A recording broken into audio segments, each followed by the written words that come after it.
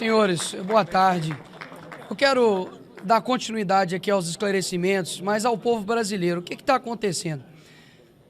Nós, parlamentares, somos assegurados pela Constituição Federal, pela nossa imunidade parlamentar no artigo 53. E nós temos o ex-líder da oposição tendo busca e apreensão na sua casa por uma foto adulterada. Nós temos aqui o deputado Ottoni, que tem 4 anos que não tem acesso ao seu processo. Eu, até hoje, não sei o porquê, porque eu também não tenho acesso ao processo, do porquê minhas redes sociais, logo após as eleições presidenciais, também foi bloqueado. Ou seja, a mira está em nós, mas o alvo são vocês.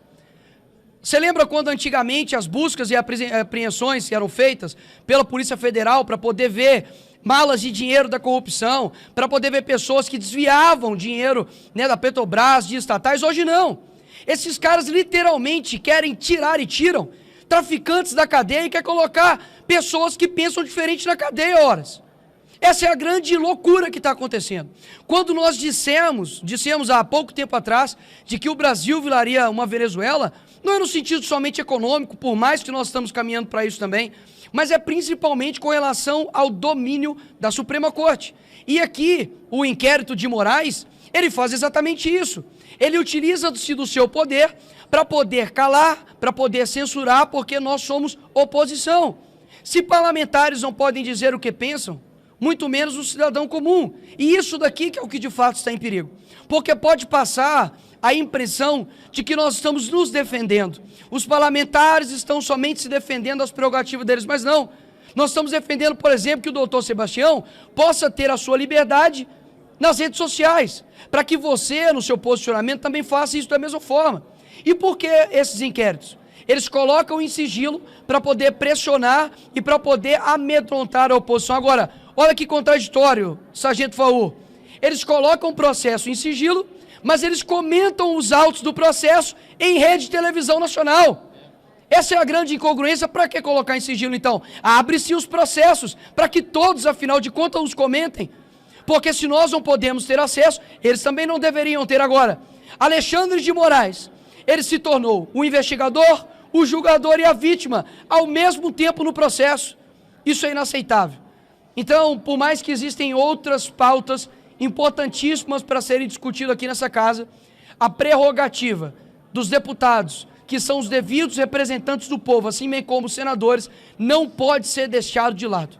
Afinal de contas, uma tirania começa dessa forma. E se você quer saber de fato quem controla os senhores, eu pergunto para vocês, Nicolás Maduro é o quê? Um ditador.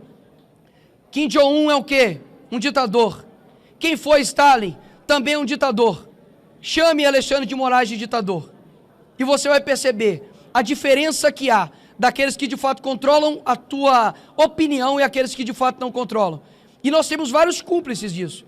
Nós temos, por exemplo, diversas mídias, diversas jornais que estão em conluio com tudo que está acontecendo.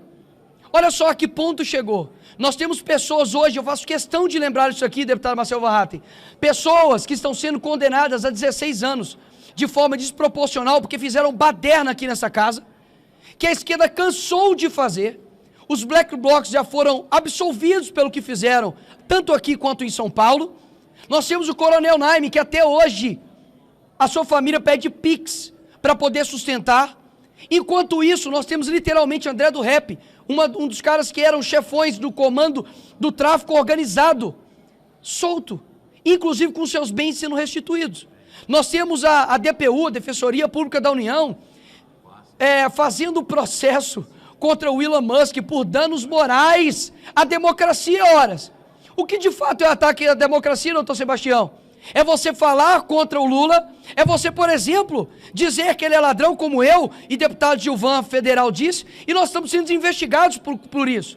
O Monark, abriu-se uma investigação por ele porque ele chamou o Flávio Dino de Gordola. Ora, se chama ele de magra fake news, se chama ele de Gordola é o quê? É criminoso, então tem que chamar ele de quê? Olha o nível que nós estamos chegando. Então, quando nós colocamos isso daqui, é algo muito sério. Nós estamos clamando para que não somente as pessoas que já concordam conosco, mas para que os demais, presidente dessa casa, presidente Rodrigo Pacheco, e como mineira que eu peço desculpas, a omissão do presidente do Congresso. Porque o que está acontecendo hoje é muito por conta da omissão, da frouxidão, da covardia de um homem chamado Rodrigo Pacheco. E eu tenho zero medo de dizer isso aqui. Afinal de contas, eu sei as consequências de ter homens fracos em locais de posições fortes. Que é isso que nós estamos vivendo. Enquanto nós estamos aqui na nossa liberdade de fala, tem pessoas sofrendo gravemente, com famílias gravemente sofrendo por conta de um revanchismo jurídico. Chega dessa censura, chega desses sigilos eternos e inquéritos eternos. Nós queremos liberdade para o nosso país e é isso que nós viemos fazer aqui hoje. Muito obrigado.